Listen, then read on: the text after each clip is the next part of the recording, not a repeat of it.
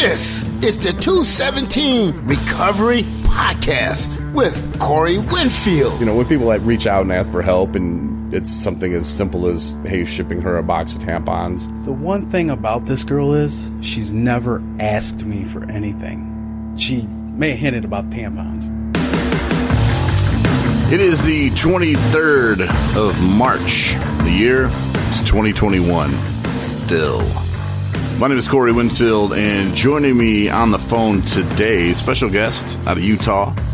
His name is Robert Pardon, and he goes by The Recovery Guy. He actually has a website, therecoveryguy.org. Robert, how you doing? Good to chat with you. I really appreciate you getting back to me and really, you know, communicating with other podcasters and doing remote and things like that is rather new to me from a technology standpoint. You know, as much as I've been doing all of my podcasts over the years, and certainly within the last, almost 19 months now of really dedicating to 2 per week, I'm just moving into the arena where I can begin looking at being on other people's podcasts and having them on mine. So I appreciate your time today. Yeah, and thanks for reaching out. You know, that's exactly what you said. You know, kind of reaching out and kind of building our own little community and network of stuff, I think is really awesome. And I've listened to some of your podcasts now, and, you know, you're like me. I mean, you could talk recovery all day long, 24/7, you know, and I mean, obviously it's not healthy to do so, but, you know, like we're passionate people about what we do, and, you know, we want to share it with other people, and it's just, you know, talking recovery with people, man, I'll do it all day long. So I figured, why not? Yeah, you know, the great thing about recovery is, and the longer I'm in recovery, the more relevant it is that it was never about the alcohol, the drugs, the gambling, the pornography, the compulsive overeating, all the things that came off of my initial medicating with alcohol. It was about not knowing how to live. And so, you know, as you may hear me or I hear other podcasters chat, it's really about adapting the principles to everyday life, because I really believe that you probably pick up in my podcast that it's really about reinventing ourselves from the inside out. Mm-hmm. And again, it was never really about the alcohol and drugs.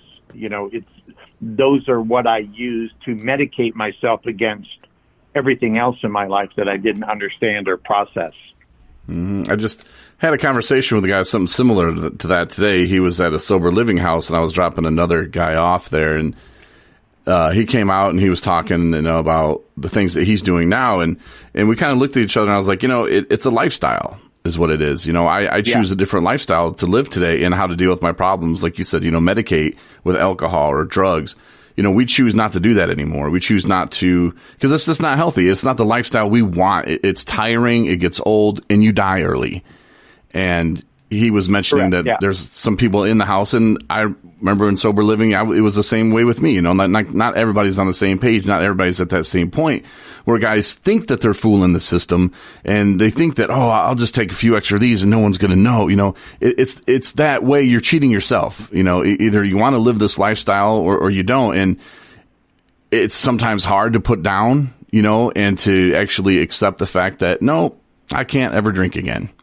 And that's that. I can't smoke pot. I can't. Personally, I can't. You know, I know people who do. You know what? I'm not living their life, so not my concern. I have my own problems, you know? Yeah. But, yeah, it's definitely a lifestyle, and, man, it's so good. You know, years ago, back in the 80s, when I was doing some internships and getting involved on a professional level with recovery, I remember being an intake counselor at a social model recovery program in the high desert in Victorville, California. And so as an intake counselor, one of the things that I would try to assess, because obviously we only had so many beds available, and so I had to really almost play like the Wizard of Oz and determine who was going to get in and just based on their story, their need, and how long they've been waiting. And one of the things I really came to understand, probably in that window more than ever, was what my sponsor Max tried to teach me when I came back after my relapse, the difference between want and need. And I came to realize even more so as part of that was that everyone gets to recovery through some form of coercion. And it really didn't matter to me how you got there or why you got there, because we all get there for the same sense of desperation and reason. And again, the word coercion. So whether it's the judge, the significant other, the employer, the mom, the dad, the brother, the sister, what have you, everyone is saying, if you don't do this, then we're not going to give you that. And our choices become so narrow that just to get them off of our back, we enter into treatment. And that's perfectly fine. I expect that of everyone. Father Martin will talk about in Chalk Talk how there's nothing more dangerous than a person with a little physical sobriety, almost like a person who's dealing with partial truths, right? It's actually more dangerous than a lie, because there's elements of it that you can believe, but you shouldn't believe, because at the end of the day, there's a lie mixed in. And so at some point or another, that person needs to go from coercion to say, I'm going to do it for me. Because if we don't, the minute we start to get a little physical sobriety, well, I don't need to do step 4, or I don't need to do step 8 because I'm feeling pretty good about myself. I've been able to stay clean and sober, for 3, 6, 9 months based on just doing what I want to do, treating recovery like a buffet, and we think we're okay, and then we relapse. We end up worse off than where we were and wonder how we got there, because in our mind, we think we're working the program, but whether a person's 12-step or not, it's really true. Half measures availed us nothing, right? We end up in a worse condition because now we think we were doing things and we really weren't, and yet we still relapsed. That's a good point. And like you said, not everybody works the AA steps. There's a lot of different methods to go through it. But I was talking to a guy. I love going to AA meetings, but I don't work the steps myself. I tried. It just wasn't for me. To me, it bring up a lot of past. But man, for people that it works, man, keep doing it. And if that doesn't work, try NA. Try Celebrate Recovery. There's so many different ways to do it. But I was telling him, and he's like, well, you do this, and I'm like, yeah. And he's like, well, you're doing the steps. You just don't know it. I was like, all right, man. I was like, that's cool then. Exactly. I was like, he's like, but you're doing everything you need to be doing. You're working all your steps. You're writing things down. You're doing that. You're not calling ex-girlfriends and telling them sorry you threw up on the bus or whatever. But he's like, you don't need to do that. It's like, this is it, but you're working the steps, Corey. And I'm like, okay, yeah, okay, that's fine. But you know what? And that's that is a great point, because it's not because even AA and I've grown so far outside the box in my 35 years of recovery. I pull from everything I can, because I think AA and 12 steps even encourages it. I think Bill understood the need for clergy and other approaches that could really add to what we're doing, right? So I've spoken at Celebrate Recovery. I used to be a part of Reformers Unanimous from a Baptist standpoint. I understand living in Utah, I understand the LDS movement. I understand, that there's other programs. It's kind of like our belief in God as we would understand him. It doesn't really matter to me what your concept of God is, providing whatever your belief in God is going to get you to the same place that my belief is going to get me. So it doesn't matter who God is, it matters what God does. Yeah. Right? If your version of God and your power greater than yourself can allow you to be, or has an avenue or a road for you to be happy, joyous, and free, hey man, I'm all for you. I think that's a great higher power. But if for whatever reason your power, limits you on your amount of freedom, at that point I'll say, let's explore a more broad version of what God is or what God can do, because your higher power should never limit you from becoming as well as you possibly can be. I've heard it, and I used to think it too early on when I almost died, liver failure, all that jazz, spent a month in the hospital, nearly a month in the hospital, and I got out and the doctor was like, well, here's some AA meetings and this, and here's a therapy. I don't need any of that. I'm just going to stop drinking. That's how new to it I was. And looking back at it, oh my gosh, I wish I would have slapped myself. But the doctors, they probably wanted to slap me, but he's like, okay. And, no, I don't need AA. That's a cult. I don't believe in that religion stuff, and I don't know. But I do believe in God, so that's where the spiritual part comes in. And I heard it from a guy today. I pick people up from treatment centers and bring them home safe. And he was saying, I don't do AA. And I just kind of chuckled again, because I'm just like, okay, man, like it gets you around people that are like you. At the end of the day, that's for me what it is. And there's some great people in there, and you make really good friends. Those are the people you need to be around. And not saying that everybody that goes to AA is good or perfect or anything like that. I'm just saying you can find good people there as opposed to hanging out on the street corner. And he said to me, he's like, yeah, but, I believe, and I can't remember what religion he said it, but it has to do with the Vikings and stuff. And I was like, okay, man, that's cool. Do your thing. No one's telling you that you have to sit down and read the Bible and, read Genesis or anything like that. Just go. And if you have 8 different gods, cool. If that works for you, sweet. Do what you need to do. And I told him, I was like, the God that I pray to might not be the same God that everybody else prays to. I guarantee it's not. But he's been good to me. And when I ask for things and I stay sober and I keep doing the right things, the doors just open up, Robert. I mean, it's just the craziest thing. And I'm waiting for it to stop. I'm like, there has to be a limit here. And no, there doesn't. Like you just said, God doesn't have to limit you. And I just got to keep asking for better stuff, man. Yeah. It's so important, and even in Bill's story, where he talks about when he first came to realize that power, it could be his own perception of God. He said that it took him from the icy shadows. I'm paraphrasing here. It took him from the icy shadows of intellectual self, where he shivered in the darkness, and he stood in the sunlight at last. And I think everyone's revelation, or there was a person who posted on Instagram today, and because I'm very religious in how I approach my spirituality.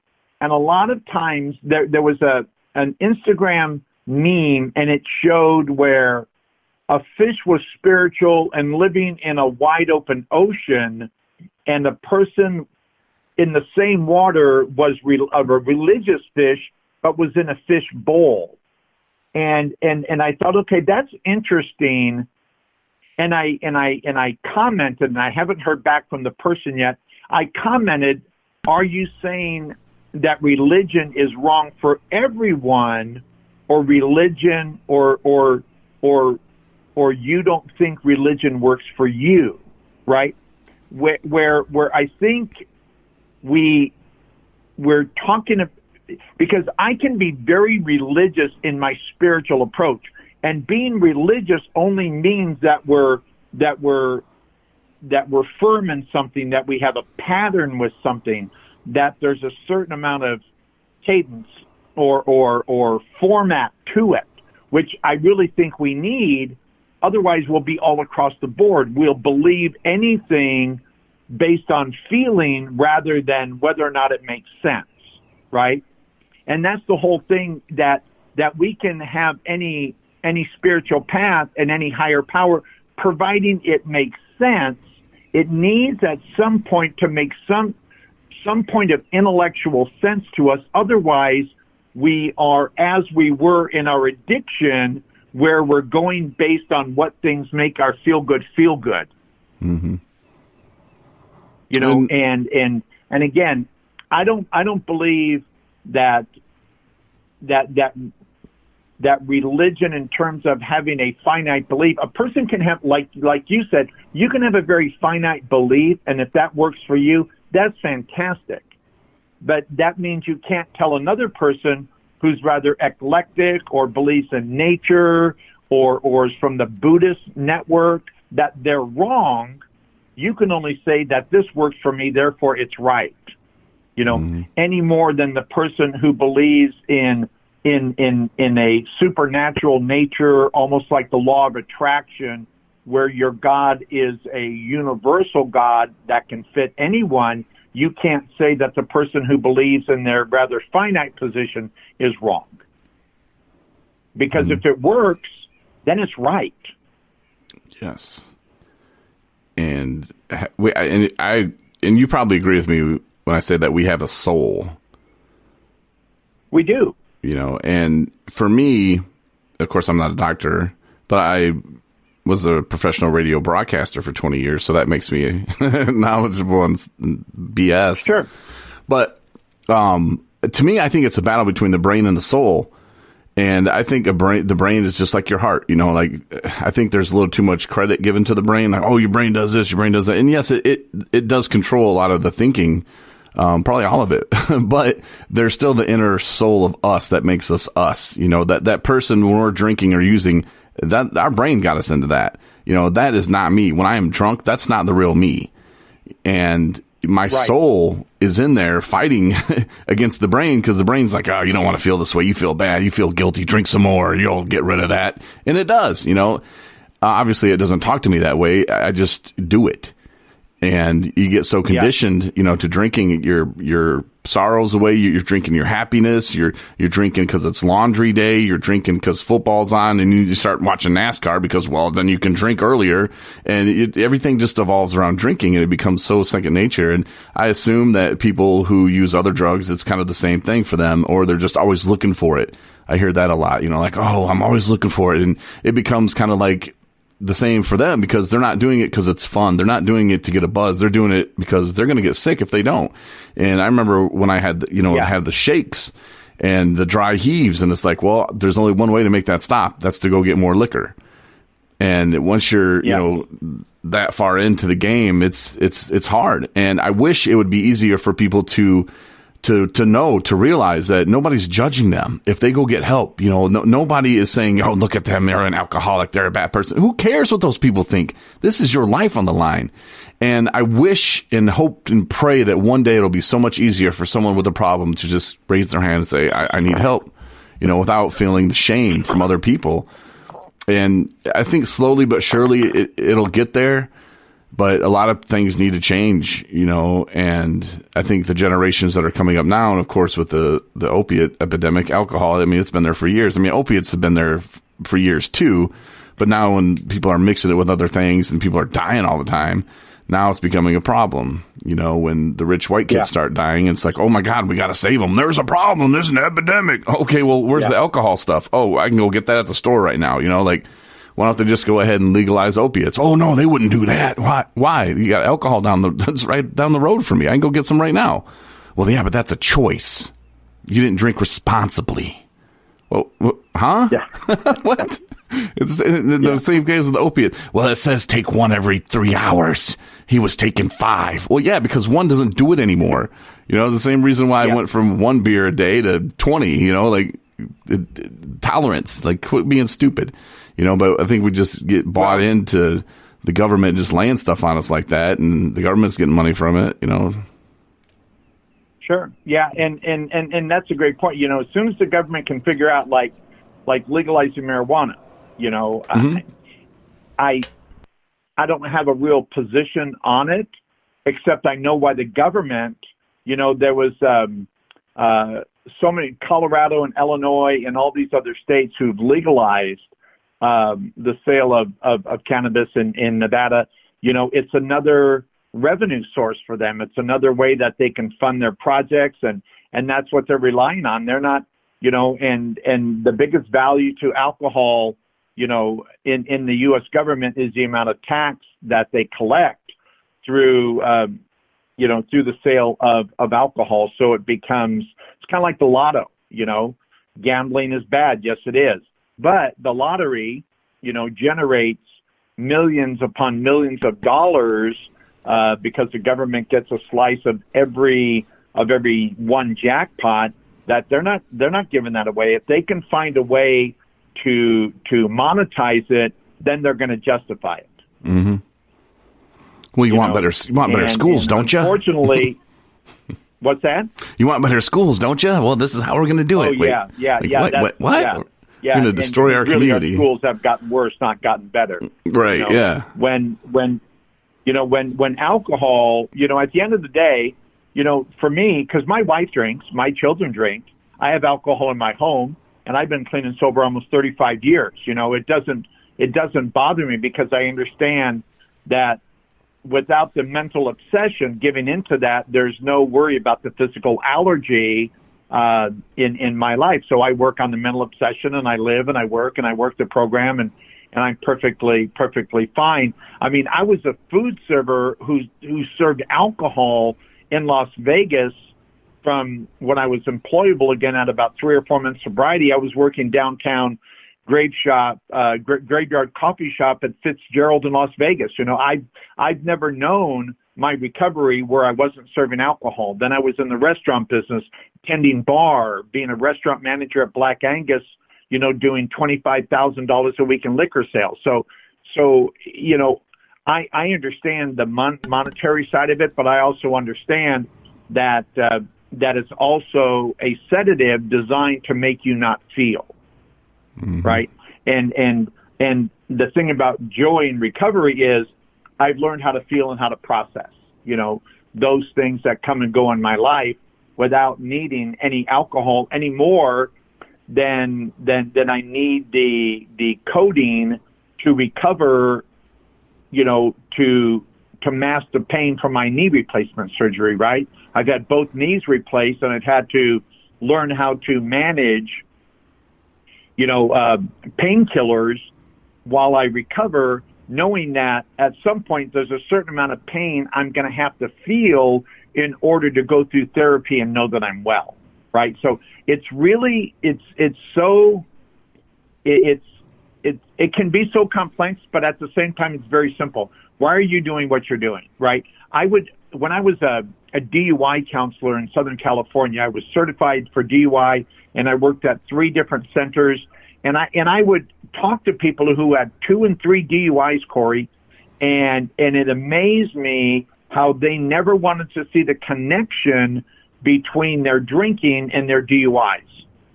It was always bad luck, or the taillight was out, or the officer was setting me up. He pulled me over for no reason. I rolled through a stop, and so therefore, I got this DUI. And I said, no, you got pulled over for those reasons. You got the DUI because you decided to drink beyond that which was safe or normal. They didn't want to make the connection between their alcohol consumption and their problem.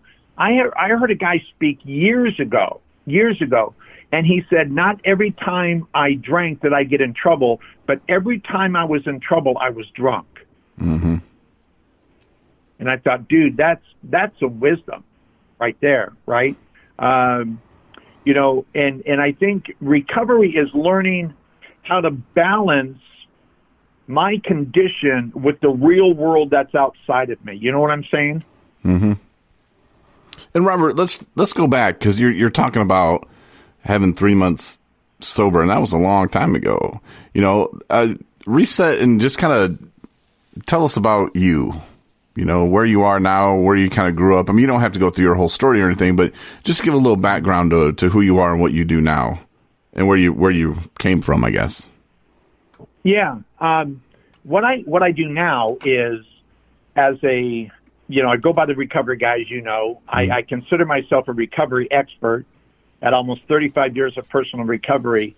And one of the reasons I do that, Corey, is, and I don't know how long you've been involved in recovery. You sound fantastic. You sound like you've got a great understanding and a great grasp on personal recovery, just even through our texting, our messaging back and forth. I would expect you and others to expect me to be an expert. How could you not do something for 35 years and not be an expert in it? You know what I'm saying? Yep. Yeah, and I actually have a degree in alcohol and drug studies. I went back to college back in 1993, and I went to San Bernardino Valley College, and I got my certificate and degree in alcohol and drug studies, where I worked in various modalities of treatment, including co-occurring disorders, where it was considered dual diagnosis with a psychiatric condition and an addiction. And so I've learned so much along the way. And now this is what I do. So I blog, I podcast, I'm involved very heavily in social media. I go to prisons, I go to treatment centers. I'm certified into prisons in the state of Utah. I started in Southern California, going to Adelanto Correctional Facility up in Adelanto, California. So over the years, I've had a lot of involvement in penal institutions, and I'm actively involved in my personal recovery. I do coaching, all sorts of different things to stay really active. And one of the things that's really exciting about what I'm doing now is, as a sober and life coach, I really need to stay current and relevant in individuals from 18 to 80 in terms of a cross section of people. And so that's what I'm primarily doing now. And it's really cool, because the more involved with others, the more accountable I am. Does that make sense? Mm-hmm. And so for me to, Stephen Covey calls it, sharpening another person's saw. In order for me to sharpen someone else's saw, I have to stay rather sharp.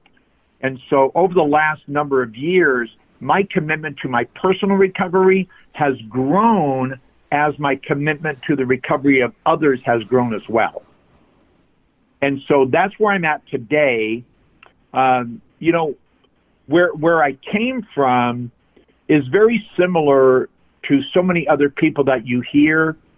From a very young age, Corey, I knew something was wrong. I just didn't know what it was, because I never fit. You know what I'm saying? There was always pain. There was always not knowing. I would be in a crowd and wonder what was wrong with me. I would view myself through the lens of others and what they might have thought of me. I would tell people I came from nothing. I was convinced I was a nothing, and I was always going to be a nothing. And so by the time I discovered alcohol at 14 years old, it took me from being a nothing to being an almost. And I spent the rest of my using career trying to recapture that feeling of being an almost. And so I ran through experimentation of all alcohol, all drugs, from pot to Seconal to amphetamines to psychedelics, anything I could get to try to recapture. It's like doing crack for the first time. The moment you hit crack, which I first started in 1983, I hit the pipe and in Las Vegas, and I remember, and I found out afterwards, that the frontal blood vessels in your brain burst, and it increases and has a physical experience that people chase crack are chasing that exhilarating experience from the first time they used. And that's how I really was throughout my drinking and using career. And so I would progressively get worse as I was trying to capture that feeling of being an almost. And as you know, that tolerance then becomes our enemy, because tolerance tells me I have to do more today than I did last week to achieve the effect of last week. Does that make sense? Oh, yeah. And so my middle name, and it's so funny in recovery, I heard this person speaking at the podium, and they said their middle name was Moore. Isn't that crazy? Their middle name was Moore, and that was so characteristic of me, because I had an insatiable appetite to become an almost. Unfortunately, it doesn't cover what you and I were chatting about before, doing all the things that you and I find rewarding in recovery. because it was about managing pain. And I wasn't, and I had to be medicated. So it was more alcohol, more drugs, more lust, more food, more gambling, to the degree that even though my primary is alcohol and then secondary drugs and everything else came off, my first 12-step meeting back in 1985 was Gamblers Anonymous in Las Vegas at a Catholic church. Because I was willing to look at everything else except for alcohol and drugs, which was the biggest culprit in my addiction. And so as I would travel through my addiction, I was willing to give up everything. You know what I mean? Up to and including my life. I'd gone through 2 wives. I'd abandoned my children. No one in my family cared for me anymore. I can't even tell you how many jobs that I had, how many things I left, because if anything got in the way of my drinking or using, it had to go, period. And there were so many hard choices that I had to make. But again, when you're an addict like you and I are, then nothing is off the table in terms of what we're willing to give up along the way. And the rooms of recovery saved my life. And the morning I went into treatment on February 9th of 1986, I was standing in front of my mirror, looking at myself. And in the past, Corey, I would see family members and people I had disappointed all the way, and I called them the Tabernacle Choir. And they just lived in my head like all the other voices did, because at that time I was hearing voices. And I would look in the mirror, and every person I had ever disappointed, and almost in a chorus, they would say, Bobby, Bobby, Bobby, what are you doing? And that morning I woke up, Corey, there was nobody there. There were no more voices. There was no more people caring. I saw me as dead. And when I saw me as dead, it scared me in a way, Corey, I can't tell you how afraid I was, because to this day, I don't even understand the fear. Because the next thing I did, I went to the phone book, and I went to the yellow pages, and I looked up alcoholism. And Corey, I wouldn't have admitted I was alcoholic if you paid me at that time. But yet, that was the first place I looked. And I was so fortunate to find a place that didn't require insurance, just required me to show up with $50. And in Las Vegas, when you're drunk and an alcoholic and a compulsive gambler, showing up anywhere with $50 is pretty good, right? And so they said, if you can be here with $50, we'll talk to you. And fortunately, my dad was willing to take me down. My dad was sober 9 years at the time because he was alcoholic as well. He came and picked me up, dropped me off at the Nevada Treatment Center, and that's where I began my journey into recovery. I would relapse after 71 days, which brings me to April 25th of 1986, and I've been clean and sober ever since then. And so you had a hard time admitting, and like you said, he couldn't have paid you enough, to admit you were an alcoholic, but yet there you were.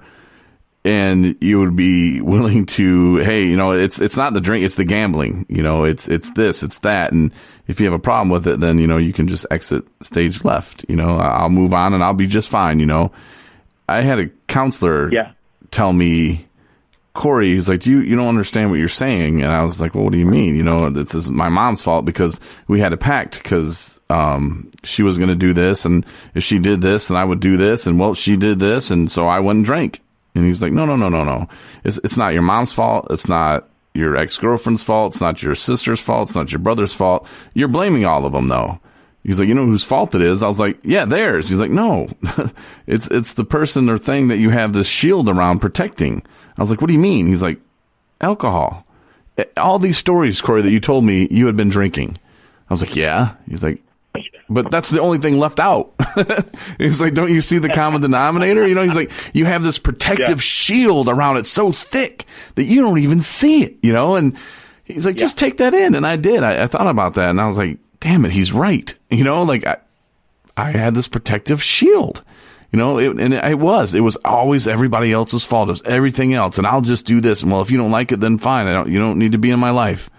and you must not love me, or and that is just part of the disease, the addiction. And some of it, I wonder too, though, or how much of it is, society's definition of an alcoholic. Because when I grew up, my mom would, sometimes say, and it's not her fault either, but, oh, that's Bill. Oh, Bill, he's a bad alcoholic. He, was really yelling at his wife all the time and just blah, blah, blah. And it was always bad stories when I heard alcoholic associated. It wasn't like, oh, he used to be an alcoholic and he really got himself together. He just had a drinking problem. Now they call it, substance use disorder, which I think is a lot better. But, just hearing that term alcoholic, I didn't want to be an alcoholic because I didn't beat my wife. I didn't beat my kids. I didn't do any of that. So I don't want to be an alcoholic, man. That's not me. Yeah. And I go to meetings. That is, denial kills so many people, because even in recovery, they told me, and I'm so glad you brought this up. They told me early on, I'm a master of cliches because I've heard so many things over the years. And one of the things they told me, they said, if you're not sure you're an alcoholic, stick around because you'll do till one shows up.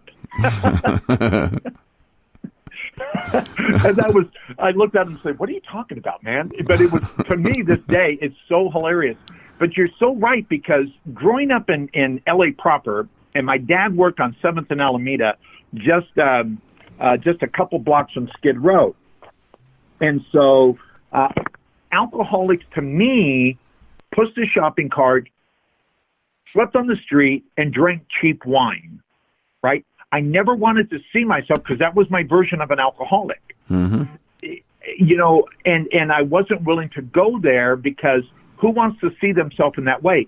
Just as, you look at everything in recovery, and step one is critical. Every monotheistic religion of the world and every 12-step program will tell you, until you are lost, there's no reason for you to get saved, right?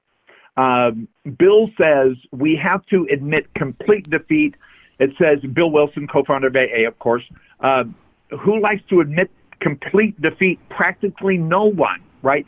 But until we're ready to do that, say yes. Even I think Dr. Alcoholic Addict, one of the stories in the big book, it says, I really think I am an alcoholic of sorts. That was Dr. Paul's submission. An alcoholic of sorts. He wasn't really admitting he was a full alcoholic, right? Mm-hmm. Whatever that is. Father Martin in his Chalk Talk, and I don't know if you've ever heard it, but I've got it on one of my podcasts, and you can even Google it. It's an incredible talk on addiction and alcoholism. It says, quite simply, an alcoholic is a person where alcohol has caused problems, and yet you still continue to drink, right? The doctor's opinion, Dr. Bob Silkworth, in the Roman numeral section of the Big Book of Alcoholics Anonymous, says that men and women drink essentially because they like the effect produced by alcohol, and even though they see it as injurious to them, they still drink. And that's the key. And that's the problem. Some people think, well, I don't have a problem with alcohol because they only drink on the weekends. And I would say, okay, tell me about your weekends, right? So it's not the amount that we consume, it's what we do behind the consumption and why we consume. And that's all we try to get to in recovery. Why are you doing what you're doing? And does what you're doing cause you problems, right? And if it is, then you need to at least look. I would tell my children, Corey, I would say, you have to understand, I'm not opposed to you drinking. Just because your dad's an alcoholic doesn't mean that you can't drink. But just understand your DNA. Understand that if you find yourself, and I would lay it out for my kids when they were young, if you find yourself drinking because of this or that, or find these problems, then you need to come to me. We need to take a look at your drinking, or you need to go talk to your mom. You need to go talk to somebody, because these are signs and symptoms that you may have a problem with alcohol. And like anything else in life, Corey, if I don't address something when it's becoming a problem, it's only going to become a bigger problem, just like that little bit of snow becomes an avalanche or a large snowball rolling down the hill, because it will pick up things along the way. Yeah, and that's just every facet of life pretty much, and whether it's... You know what? That is so profound that you said that, because that's what it's about, Corey. You hit it right on the head. It's about life. And that's all we do. It's like we're not bad people trying to get better. We're sick people trying to get well, right? And it's not that I wanted to die. It's just that, like you just said, I just didn't know how to live. And when it finally puts itself together and you finally can accept the things that you can't do anymore, and they're never fun anyway, if you think about it. If people just sat there and actually thought, okay, let me tell you some fun stories about when I drank. I don't have any, I'm sure I'm not the only one that could sit there and go, I can tell you a billion embarrassing stories, or, humiliating, like just, I don't ever want to even think of these moments again, but I can tell you a lot of them. But, tell me that one time where something actually happened that was great because you drank. Yeah. It's hard. And, so when we can finally accept, like, okay, that's the reality, and, I can never do it again. And like today's, I don't know if you read the reflections today. I had a friend send it to me this morning, and I read it with my wife in bed, and like, yeah, I can never drink again, and it was based on that, and just how it talks too about how alcohol is so much worse on women. And it really is. I'm not a doctor, but I saw a movie about one who was doing a study about women who drink. Yeah. And there's a show on Amazon Prime. It's called My Name Was Betty, and it goes through the process. Like the toll alcohol takes on a woman's body is so much worse than a man's. Now, I'm not saying, hey guys, go out and you can drink 10 years more than your wife, but it's still bad for you. But man, just the toll it takes on a woman is just it's crazy how different it is, and how it attacks their brain so much faster, and very slippery slope. You mentioned, your kids drink and your wife drinks and stuff. And I think that for me personally would be hard, but hey man, that's your life, and you're willing to control that, and to not control that, but to have self-awareness around yourself to where, no, hey man, I can go to the store and experience the same thing. It's just here, and I have to be mentally stronger than that. But my wife, she's in recovery as well. So I don't have that around, which to me is great. But we talk about, now we're raising our kids, what are we going to tell them? And we're not going to tell them they can't drink. We're going to definitely make sure that we warn them and we explain to them what addiction is, and how that works. And I started doing podcasts about that topic, and I was talking about how I wish that recovery coaches were in schools.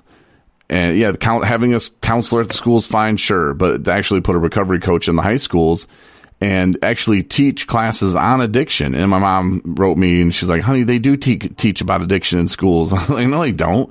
Like, they'll bring in a speaker like once a year maybe to tell you don't do drugs. I remember Reagan and his little, here's your brain on crack or whatever, drugs. And I don't know, it didn't scare me away.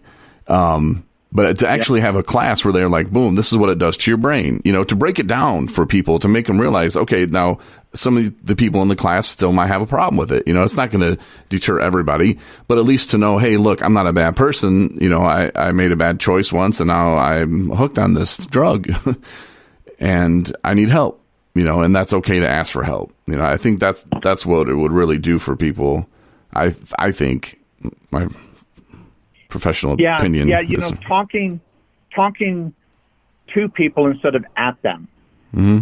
And again, it's never, as you know, and just listening to your story and knowing about you and your project, again, it was never about the substance. And, if it was about the substance, then everyone would be an alcoholic, or everyone would be a drug addict, or everyone would be addicted to lust. It's not. Mm-hmm. It's whatever makes your feel good.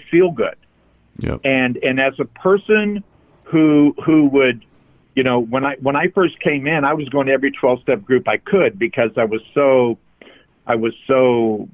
overall addicted. I mean, I was going to AA, NA, GA, SA, and OA, simultaneously. and there were some people in Overeaters Anonymous who couldn't understand my problem with alcohol because they were looking at it from an alcoholic perspective, and yet they were overeating for the same reasons. You know, and the more I learned about all the different reasons why people do, the reason we have different 12-step groups is because of different fellowships, right? Mm-hmm. It's not because a person eats for different reasons that I drank, or a person gambles for different reasons that I did drugs, or a person goes to a strip club because they're addicted to lust and their pornography addiction any more than a person would throw up.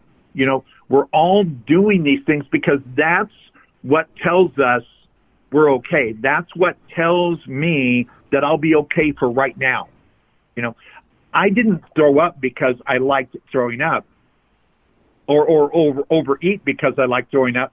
I overate because there was a sensation of feeling an exhilaration that came from throwing up. And I know that sounds really sick, but I was really sick. And so I overate, not because I love to eat food, but because it was the most convenient way for me to throw up. But that's how far we go. But it was interesting when I applied the 12 steps to not drinking and not using because of the direct connection between AA and NA. Over time, as I began to incorporate the program for living, as we previously discussed, into all aspects of my life, and became honest as to why I was still gambling, because I didn't stop throwing up until I was like 18 months clean and sober, right? And it wasn't about 2 years that I was able to say, you know what, I don't want to gamble. I don't want to sit at that 21 table. I don't want to sit at that slot machine anymore. There's no room for it in my life anymore because I was incorporating principles of living that has its effect on everything, right? Mm-hmm. Yeah. The overeating and the eating disorders, I was shocked to learn, you know, and I again, that was just my ignorance and just not being around it. But I took a psychology class last fall and they were going through it and I was just like, my God, I was like, this is just like my addiction. And I ended up talking with somebody. I reached out to somebody from the place in New York, eating disorders. It wasn't anonymous, but it was like the National Association of Eating Disorders, something like that. And I talked to them, had them on, and actually submitted that as my my paper for the week, and was like, "Hey, can I do this podcast?" And the instructor was like, "Sure." That was really good. But yeah, it was so interesting. And you know, they have meetings, and even the stuff that they were saying in the meetings is just like wow, like this is like it's the same thing, you know, but. It's true. You know, we're running from something or trying to hide something or trying to feel a certain way other than what we're really trying to, or what we're really feeling. You know, we want to be out of our skin. Like you said earlier, you know, you're trying to be an amos and, you know, now you're an expert, which is pretty cool. But, you know, even alcohol played its part in that, you know, if you didn't have such a problem with alcohol, you wouldn't be where you're at today. And it's crazy as that may sound.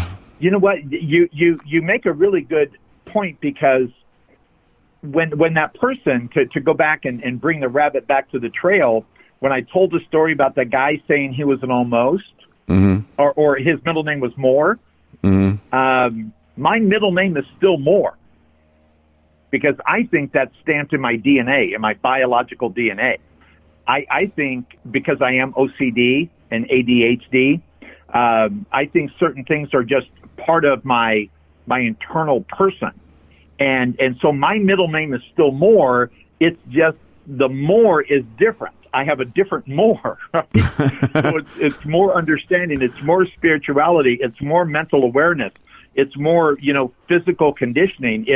It's more of sharing truth. It's more of waking up each day with an expectation of things being better than they were yesterday.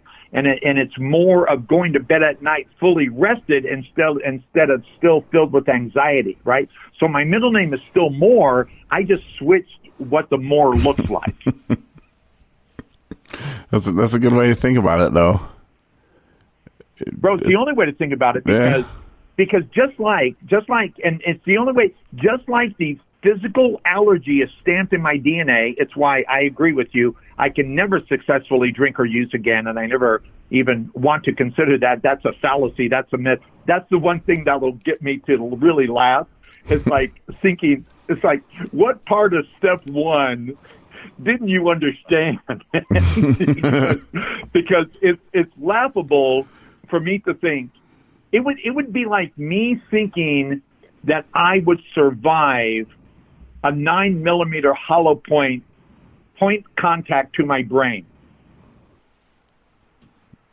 I mean, that's how I think of drinking. So it's laughable to me to think that I can drink again. So it's that phenomena of craving that's stamped in my DNA, and the same thing with being more.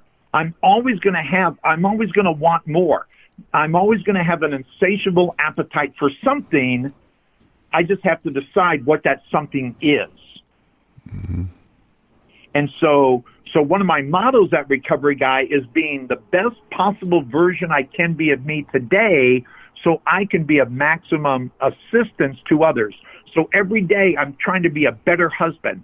I'm trying to be a better father. I'm trying to be a better friend. I'm trying to be a better coach. I'm trying to be a better person from the inside out, right?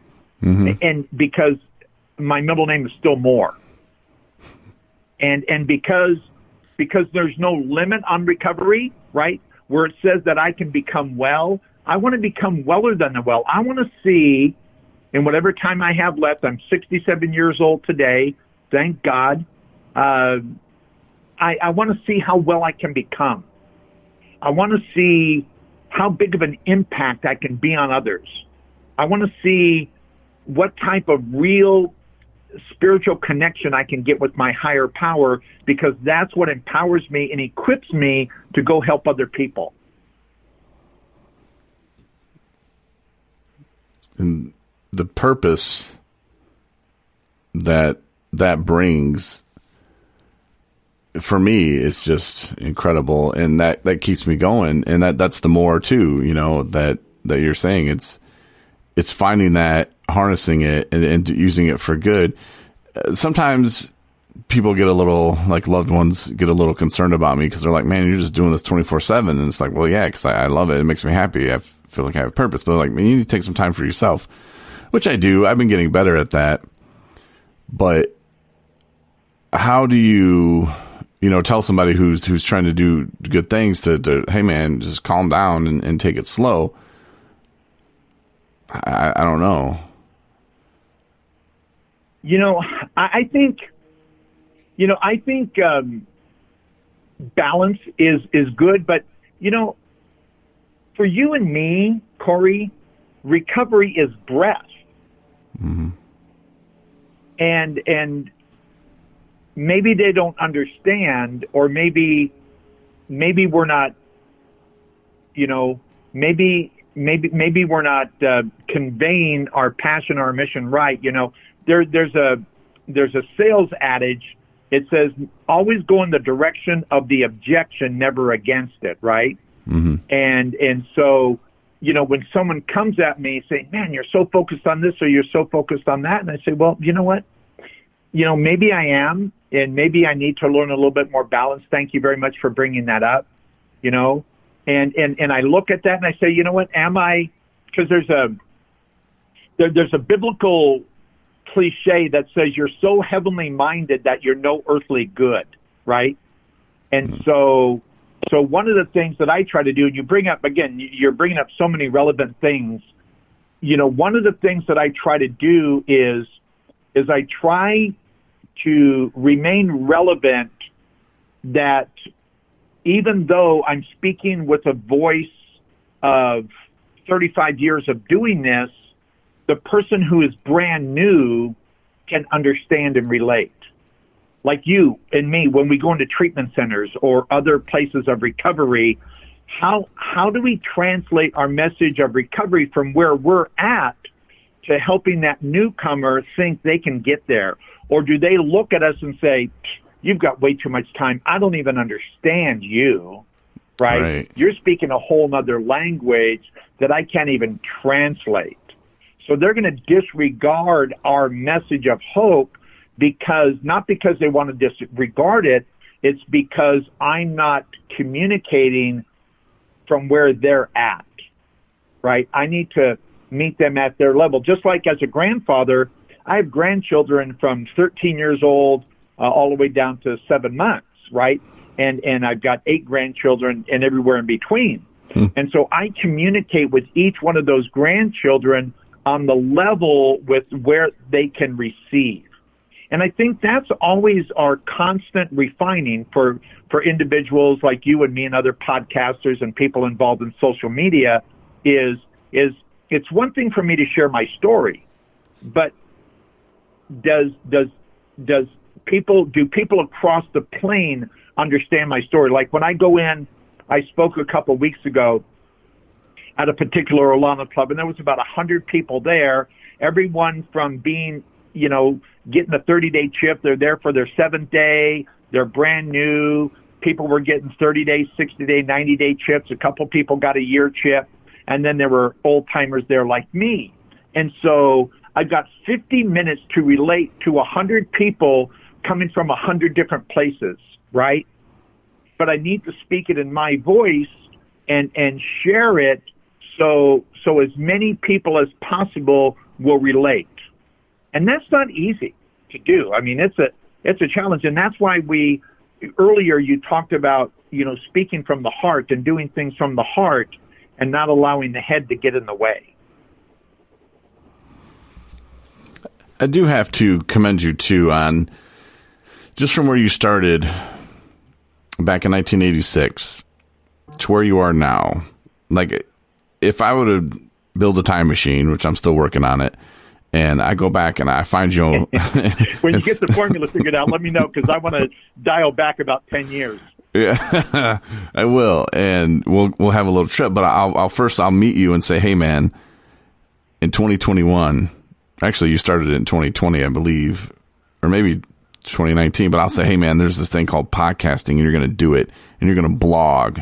Yes. You're going to be like, what the hell are you talking about, son? Like, get away from me, you weirdo, you drunk.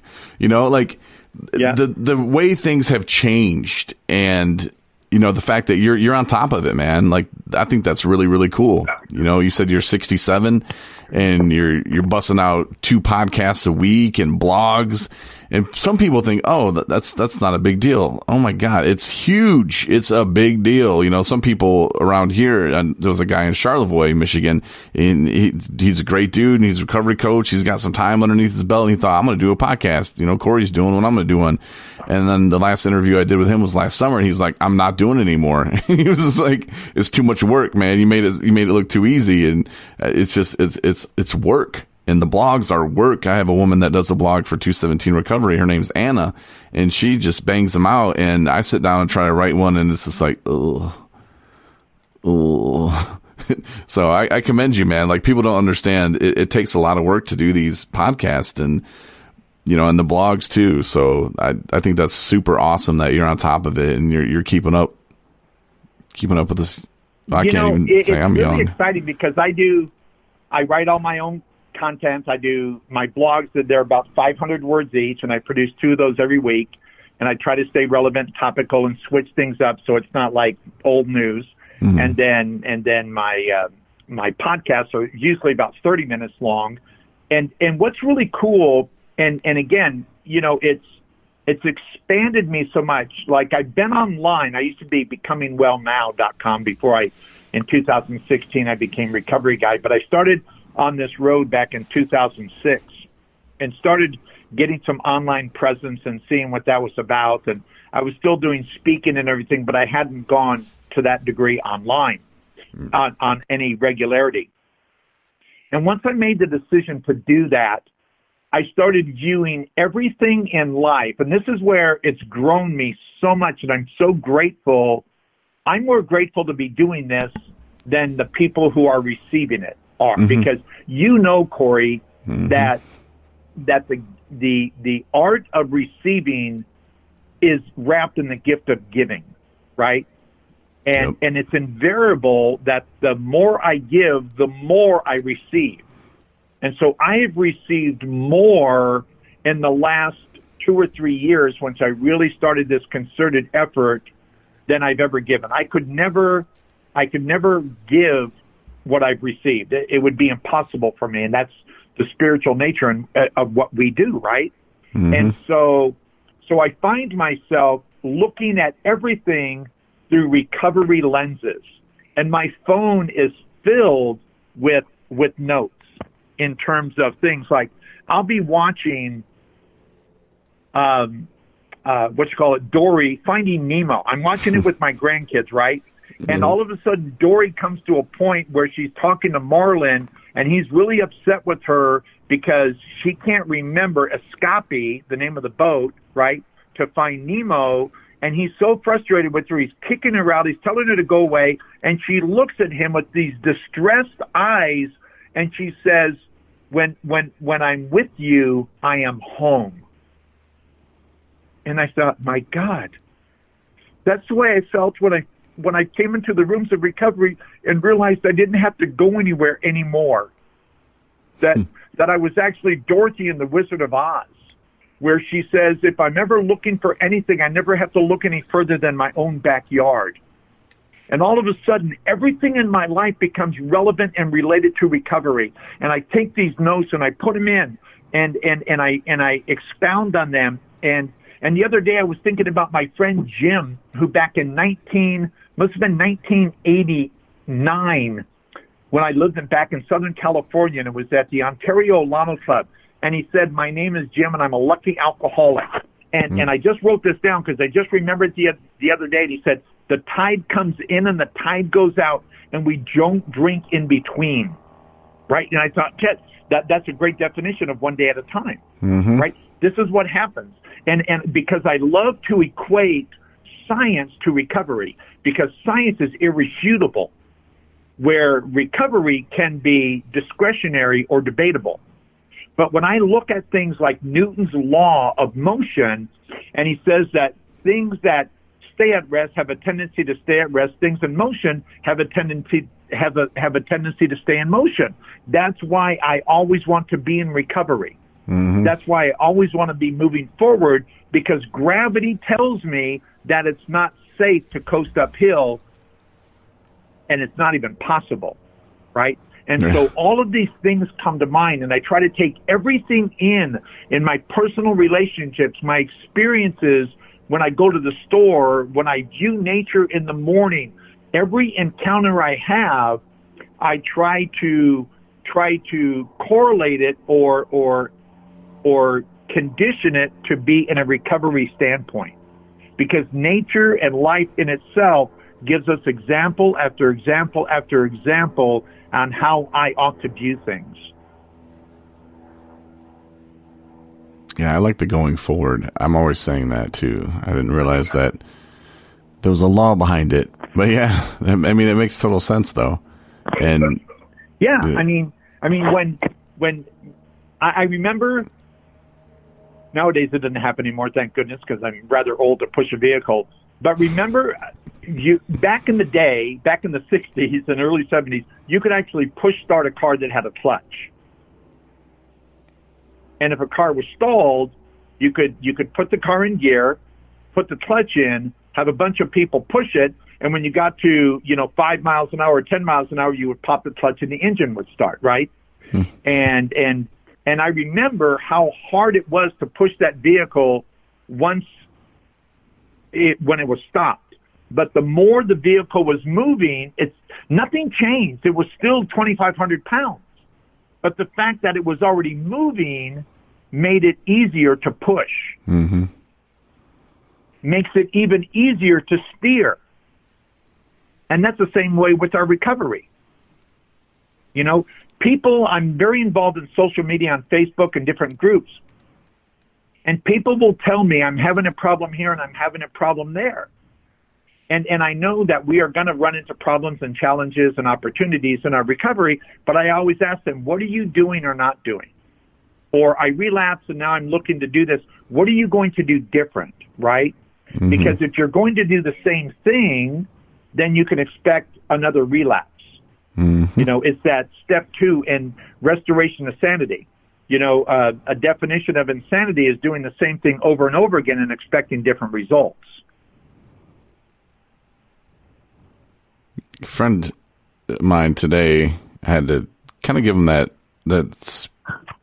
same speech in a sense. He was telling me that he was having a really hard time, and he's just he's done, and he wants to leave sober living. He's thinking, and I was like, well, like what are you doing? What have you done? If you were hitting 12 meetings a week and you're walking old ladies across the street and something's not clicking, then we have a problem. But you're not. You're laying around not doing anything. You can't even hit one meeting a week, So I'm like, we can start there. I was like, it's time to start doing things that people are telling you to do, and those things that you're just laying around. You're like, I don't want to do. Well, sometimes you have to get off your ass and do the things you don't want to do, and it's not like we're nobody's asking you to build like a skyscraper and you be on the very top putting the last piece of brick on there. No, nobody's asking you to do that. This is what you need to do for yourself, and you can only motivate somebody so much. But I just kind of explained to him, like, man, like, it's just the simple things, man. You got to start doing them. Like, there's no magic pill you can take that's going to make you fly off the couch and be happy. You'll have to kind of push that button yourself. And sometimes it does take medicine. Sometimes there's some things that you can take.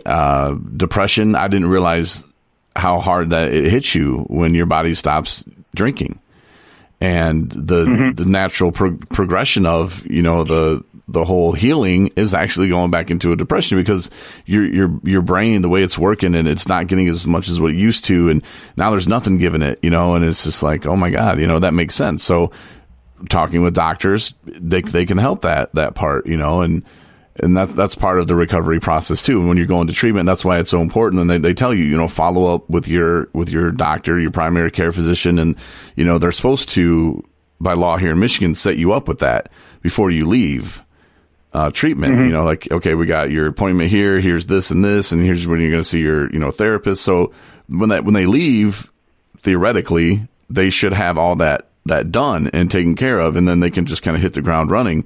That doesn't necessarily always happen, or all of a sudden it's like, oh, I don't really need to see the doctor, I'm feeling good today.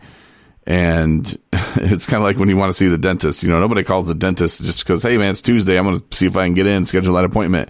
No, it's, my tooth is hurting, get me in now. What do you mean you can't get me in now? I'm Corey Winfield. Don't you know me? And it's kind of the same thing. You still have to go see, the dentist to get your cleanings and your routine stuff. And, it's the same thing with your primary care physician. And, once you start getting your life back on track and you start doing those little things like going to the dentist, hitting the primary care physician, seeing your therapist, doing those little things, it adds up and it starts that momentum. And then you're hitting 5 meetings a week, and then you're going to 10 meetings a week because you're just having fun. And it just keeps going. And for me, it did. Then I'm like, hey, I'm going to start a podcast. I'm going to do this, and I'm going to help people in recovery. This is what I want to do with the rest of my life. And it's interesting because that's awesome. Like when I was talking to you earlier, about building that time machine, like what's going to be around in 20 years? When someone's going to come up to me and be like, hey, you're going to be on the Bip Bop today. And I'm like, what? What are you talking about? I mean, it's going to be great, but, I just hope I have the same passion that you have after, 35 years being sober. Hopefully I can make it that long, I'm pretty sure I'm going to make it through the day, which is awesome. April 25th will be 35 years of continual recovery. And after my relapse, I've learned a lot. And, one of the things is to believe everything until it's proven not to be true. I and I have never found anything not true in AA or NA or OA or GA, because again, they share so many of the same principles. Mm-hmm. Now, I have found an extension of that truth in my other spiritual endeavors and journeys, right? And opening myself up to a more even though I am a Christian, I'm a born-again Christian, and so I have some very definite beliefs, but I also incorporate friends of mine from the Buddhist network. I have many friends who will give me advice through their imam because they're Muslim. I have some friends who are rabbis, you know, and I'm a big fan. I go to Catholic Mass every now and then just because I love Catholic Mass, right? And so I try to pull from so many different teachers, as well as Stephen Covey and 7 Habits, and Zig Ziglar with See You at the Top, and Og Mandino, just so many different areas that sort of just are in the same direction that I'm going in. There's no conflict. It just expands me into these arenas, because it really allows me to understand more people, right? As I come into a greater understanding of me, I'm able to understand others. And so one of my biggest social media groups I'm involved with is an Al-Anon group. And I love sharing with people from Al-Anon. Even though I'm not an Al-Anon, I'm the reason Al-Anon exists. Because I've come to understand, as much as I can understand, the damage that I did, and I allowed myself to theoretically sit on the other side of the table. As I've taken full responsibility for the damage that I've done, I've had to learn how my daughters felt so I could have full empathy and compassion for them. So I'd look at them and say, why haven't you forgiven me? Why are you still holding back? Why is there still a roadblock between you and me? Well, to answer that, I had to sit where they would sit. And it was very painful for me, because it gave me a full understanding of how damaging I was to them and how hurtful walking out on them was, and not seeing them through their eyes of pain. And so as I've learned to do that, and I've learned to do that by exploring other people and sitting down to listening to others who are as much an expert in Al-Anon as I believe I am in recovery. Because at the end of the day, the Al-Anon is in recovery as well. Because there's something very sick and something very wrong with a person who would stay with a person like me. That's a good point. And so there's a place for us to meet. And I find hope in them that the people I have hurt can forgive me the way they have forgiven others. And my hope to them is that the person they care about can find the recovery that I have found. I surely will. And having that avenue to find other people like themselves and, you know, kind of, why are we with this? Why are we doing this? You know, and yeah, I think it. Yeah, tomorrow, once a month, my friend Susie, my blog comes out. I do release blogs Wednesday and Thursday, and tomorrow's blog is by my friend Susie, who is an Al-Anon. I met her as a result of her reaching out to try to find help for her husband, who I spoke to on a couple of occasions, and she lives in Florida. I've met her. Laura and I have met her a couple times, and we're very good friends. But she reached out to me about 4 years ago in hopes of getting help for her husband. He and I chatted a couple times, and he's still out there ripping and running. So he still, you know, is likely to become a statistic. But in the meantime, we have become very close friends, and I've learned so much from her in her Al-Anon journey, and such great enlightenment. And it's allowed me to help more people than I ever thought I could, because not only am I working in the addicted community, but I'm actually coaching people who were willing victims with those people with addictions, from those people with addictions. You know, and again, my podcast that was released today was on step 12, which was having had a spiritual awakening as a result of these steps, who tried to carry this message to alcoholics and to practice these principles in all our affairs. And I really like it because it talks about, in one of the books, the 12 and 12, 12 Steps and 12 Traditions of AA, it talks about when you're doing step 12, you're doing all of the steps combined. Every steps 1 through 11 culminate into 12. And that's where we've had the spiritual awakening as a result of doing the steps. And then the next thing to do is to go share. And so that's the most exciting thing to me, is sharing.